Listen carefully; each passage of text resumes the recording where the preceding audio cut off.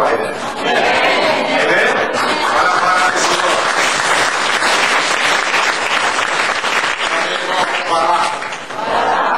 Ibig sabihin sa Hebrew word, I bless, to bestow upon.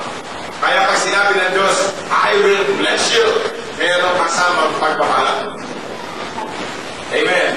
Sino dito pinagpala ng Diyos? Say hallelujah. At sabi ng Diyos, I will bless you. Okay, yun ang pangalawa. Pangatlo, and make your name great. Sigurado, sisikat yung pangalan mo. Huwag ka na magpapasikat, talaga sikat ka na. Amen. Sa araw, pumunta kami sa Green Hills. Napagkama na ako ang pista. Ang ginawa ko, nung pinag-usap ako, tumalikod ang konti. Kapag nagpapagupit kami sa SM, dyan sa kasi pumunta ako ng Pampanga, ng Hermosa Bataan. Abay, tinatanong ako, isang ko secret. Yung katabi ko, tinatanong ako, nagpapa-beauty rin, nag-American. Nasabi ko totoo, sino mo, ano ba ito? Ako'y pastor. Talagang bless, amen? Sabihin mo, ikaw ay bless talaga. Kaya tayo yung aking pangalan, and ay sabi na Diyos, I will make your name great.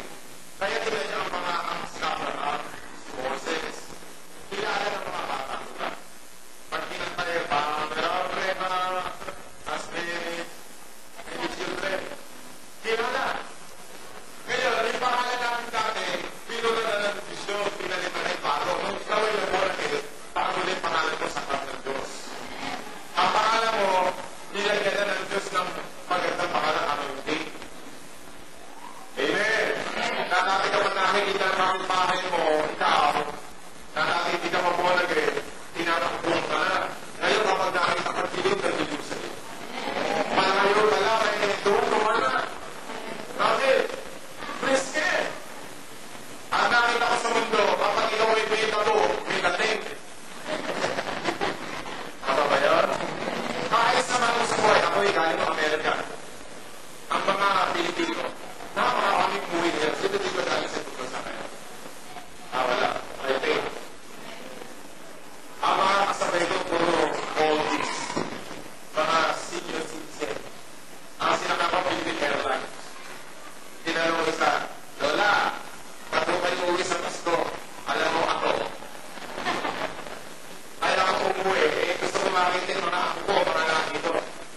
Lahat yun, yung 400 na sakay. 30% na ang kandad ko. Ang mga kasama ko, puro senior citizen. Ako'y elderly citizen. Ating mga matatanda, may kanadalang 2 box. Yung nilalang na ako, 2 boxes. Kasi sa airport, kapag wala kang dalang pasalubo, walang sasalubo. Para sumalubo ka ng Pilipino, isa ng cheap. Kaya anong malo yun?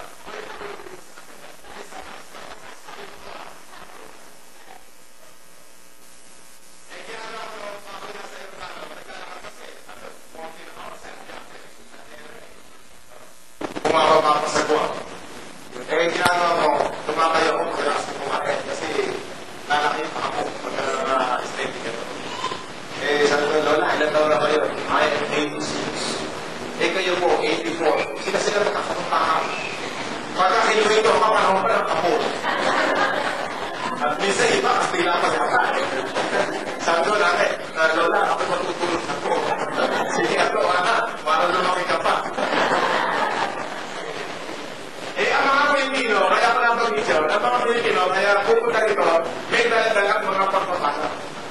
Kaya ang dalar ngayon, mababa, sapagkat ang mga Pilipino, maraming dalang dollars. At bago mag-iinero doon yan, magpapalantayosyo pa. Kaya bumaba din ang mga kaya bumaba din ang mga bilihin. Hayaan mo sila. Kahit naman ay walang dollar.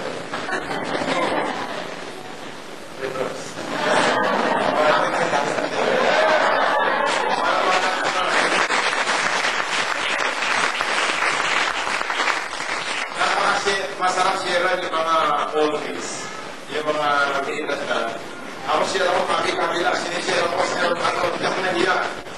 Tuwan-tuwa sila sa akala nila na kami bata pa. May dala tayong salita ng Panginoon. Amen? Kaya ang sabi ng Bible dito, I will make your name great. Gagawin ko ang pangalan ng dakila. Kakandaan natin yan.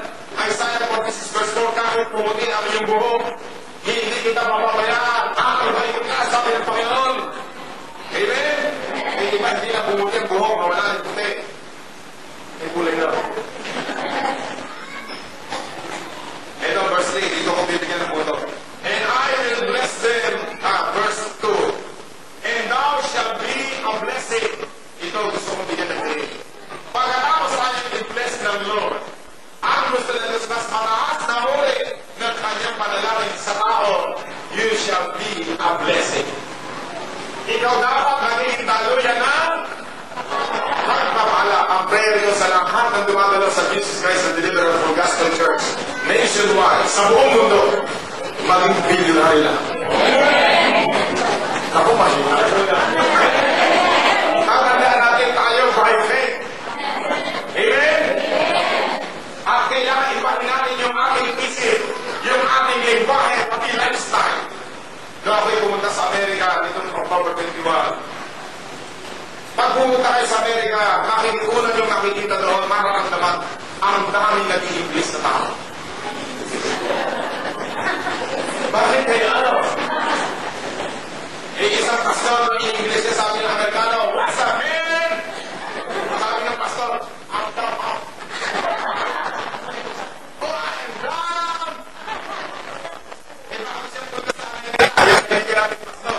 Nung pagpunta naman sa Amerika, what's up, man? Kasi ganun na English na, hindi sa how are you? What's up?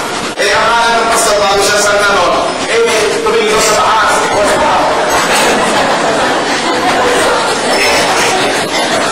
Tawa siya ng tawa. Ano yung pagkakapili na pagpunta sa Amerika, ang gagaling ng English. Hello, Amerika, hello. Nung tayo ay nasa kamay sa kanas, ibalik-wag natin. Ano?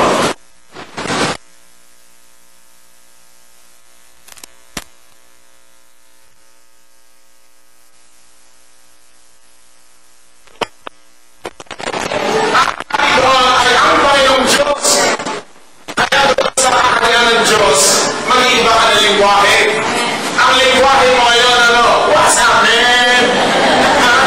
Ano lingwahe doon? Ang lingwahe doon, hindi ka pwedeng wala, laging meron. Walang sakit sa kaharian ng Diyos. By the stripe of Jesus, you are healed. Amen? Walang kumilibab doon. Bakit? The joy of the Lord is our strength. Amen? I can do all things through Jesus Christ. Say hallelujah! Kaya nga sabi ko na iba ang lakas ng faith ng Pastor Ted, marami yan. Hindi kaya mahangin Pastor na yan. Sabi ko, shame on them. At nagpapagawa daw ng 220,000 na Jesus Christ the Deliverer Worldwide Deliverance Center.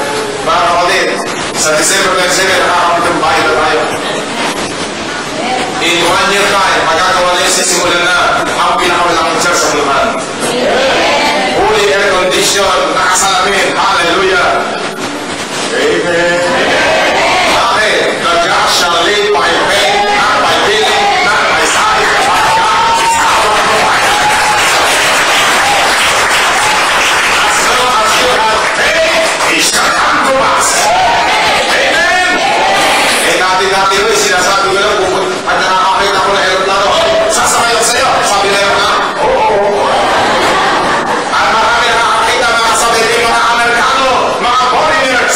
Praise God! Awa na Diyos, nakakatatlupot po yung bansa sa mga tayo. Nangyayari na gana, wala naman akong baon. Nung umalis ako, 21 birthday of my wife, no October 21, ang baon ko $12. Meron pa nagpapapili ko sa Max. Lahat ng yung nalalagay pera, hindi ko yung